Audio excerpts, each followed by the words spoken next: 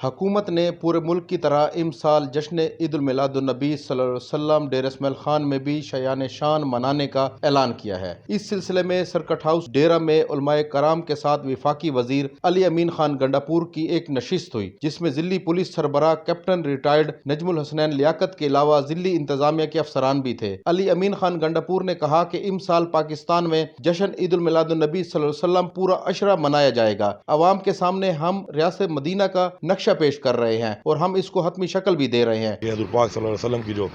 زندگی ہے اس پر بچوں کو تعلیم دینی ہے تاکہ ہمارے بچے اسی راستے پہ چلیں اور ہم اس راستے کو اختیار کریں جس راستے کا ہمیں بتایا گیا ہے قرآن مجید میں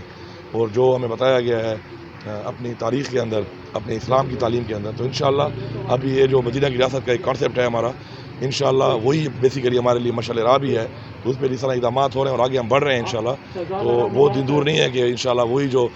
پاکستان جو اسلام کے نام پہ بنا تھا انشاءاللہ وہ اپنے آپ کو ثابت کرے گا۔ جشن عید المیلاد النبی صلی اللہ علیہ وسلم کے 2 بڑے جلوس ڈیرہ اسماعیل خان سے نکالے جائیں گے، جبکہ دیگر جلوس تمام تحصیل میں برآمد ہوں گے۔ ڈی پی او ڈیرہ کیپٹن ریٹائرڈ نجم الحسنین لیاقت کے مطابق سیکیورٹی کے انتظامات مکمل ہے اور ہم نے اس سلسلے میں خصوصی طور پر سیکیورٹی پلان بھی ترتیب دیا ہے۔ جشن عید میلاد النبی کے جتنے بھی پروگرام ہیں ان کو ہم لوگوں نے اسٹریم لائن کر لیا اور ہماری تمام جو اہل سنت والجماعت بریلوی اور دیوبند تمام جماعتوں کے ساتھ ہماری ایس ڈی پی اور ایس ایچ اوز لیول کی میٹنگ ہوگی ہے۔ انشاءاللہ ہماری بھرپور کوشش ہے کہ تمام جلوس کو جو ہے فول پروف سیکیورٹی دی جائے اور اس کے لیے اسپیشل سیکیورٹی آرڈر تیار کر رہے ہیں، انشاءاللہ وہ آج کل میں شروع ہو جائے گا۔ ڈیرہ اسماعیل خان شہر کو جشن عید المیلاد النبی صلی اللہ علیہ وسلم کو شایان شان منانے کے لیے انتظامیہ بھی مکمل طور پر اقدامات کر رہی ہے۔